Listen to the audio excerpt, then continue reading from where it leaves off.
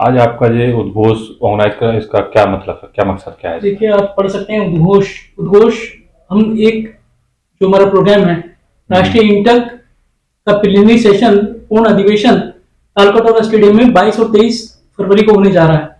तो social media campaign अपनी आवाज को पहुंचाने के लिए, मजदूरों की आवाज को पहुंचाने के लिए, उनके मुद्दों को पहुंचाने के लिए, उनकी मांगों को पहुंचाने के लिए, और वो मीडिया के माध्यम से पहुंचा सकते हैं। तो मीडिया कैंपेन हम यहाँ से लॉन्च कर रहे हैं।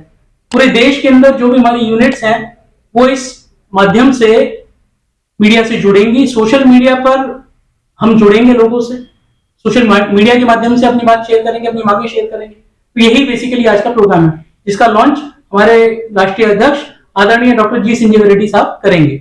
सर, ये इंटेक में उद्घोष करने का आप जो प्रोग्राम किए, उद्घोष शब्द क्यों और किस लिए आज आप इसका लॉन्चिंग कर रहे हैं, क्या वजह है? उद्घोष बेसिकली वी आर अनाउंसिंग, उद्घोष एक उद्घोष कर रहे हैं। बेसिकली मीडिया कैंपेन को हम अनाउंस कर रहे हैं। तो मीडिया जो हमारा प्रीलिमिनरी सेशन है उसके बारे में साफ बताएंगे। श्रमिक आवाज है, श्रमिक आवाज, श्रमिक आवाज बेसिकली श्रमिक केंद्र में आप खड़े हैं और श्रमिकों का सबसे बड़ा संगठन इंटक है, जिसके हमारे डॉक्टर जी सिंह साहब प्रेसिडेंट है, जिसके बारे में आपसे बातचीत कर रहा हूँ। सर, ये इंटक के बारे में कुछ बताइए, कैसे इंटक काम कर रहा है और कब से ये काम कर रहा है इंटक? इंटेक जो है स्थापित किया 1947 में, स्थापित हुआ महात्मा गांधी के आशीर्वाद से। तब से वर्किंग क्लास के लिए नॉन पॉलिटिकल ऑर्गेनाइजेशन के जैसा ये सब मजदूरों को, मजदूर तहरीक को ये मजबूत करेंगे, पॉलिटिक्स में इंटरफेयर नहीं करेंगे। तो इससे मजदूरों का जो मूवमेंट है, तहरीक है, वो जो ऑर्गेनाइजेशन है, ये ऑर्गेनाइजेशन को नॉन पॉलिटिकलाइजेशन करके चलाने की बात महात्मा गांधी किए थे।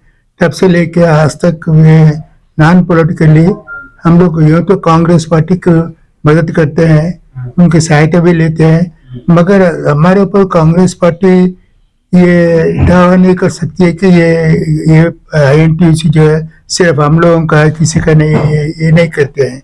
तो हमारा अच्छा सा सहयोग है कांग्रेस पार्टी के साथ, मिलजुल के भी काम करते हैं। उस तरह दूसरे ट्रेड यूनियन वाले जितने हिंदुस्तान में अब 10 ट्रेड यूनियन के जो सेंट्रल ऑर्गेनाइजेशन है, उसका भी INTUC प्रेसिडेंट ही चेयरमैन है।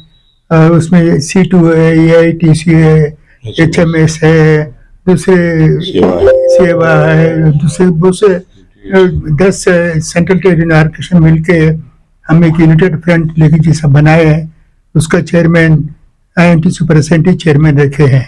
तो ये दिखता है कि मेजॉरिटी ट्रेड यूनियन हिंदुस्तान में जो है वो INTUC को भरोसा करते हैं, INTUC साथ मिलकर काम करते हैं।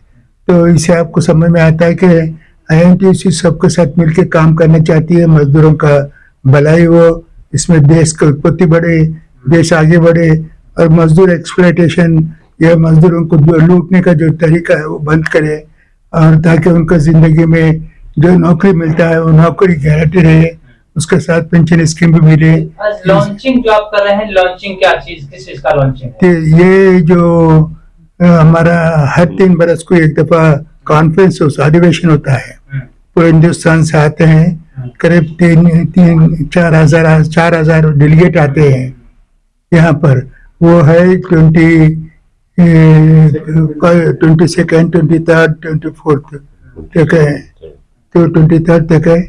तो वो अधिवेशन चालू हो रहा है यहाँ पर। 21 तारीख दिन शुरू करेंगे, 22 और 23 दोनों पूरे कम से कम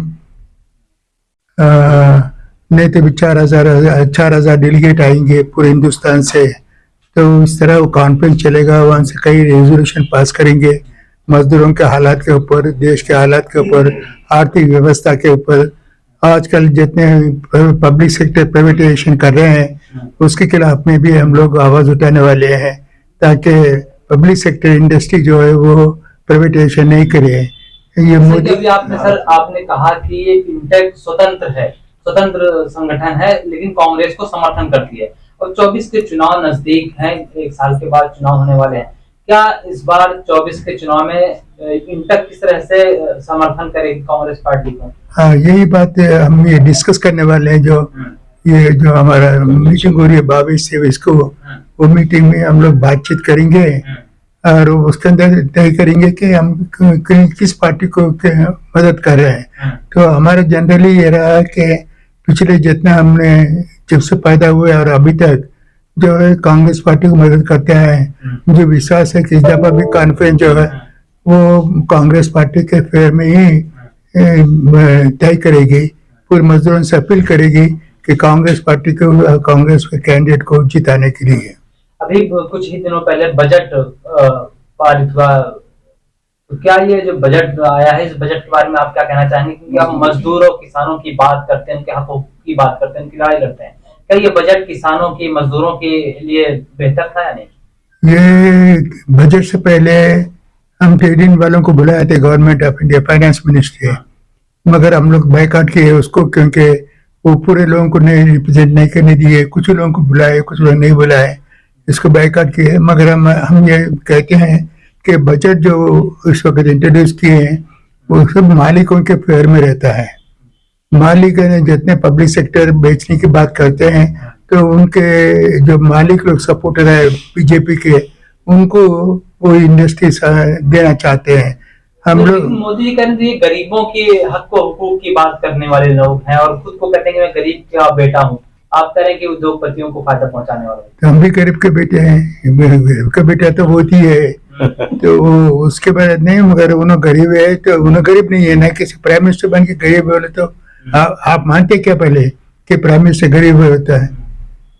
नहीं, टीवी चैनल में यही बताया जाता है कि वो तो लगातार चाय बेचने वाले थे, गरीब थे। मजदूरी करने वाले भी बहुत से लोग हैं। इस तरह नहीं होता। गरीबी के मतलब है गरीब कुटुंब में रह के चीफ मिनिस्टर है, पार्लियामेंट मेंबर है, फिर प्राइम मिनिस्टर बने, तो गरीबी कहाँ रहेगी?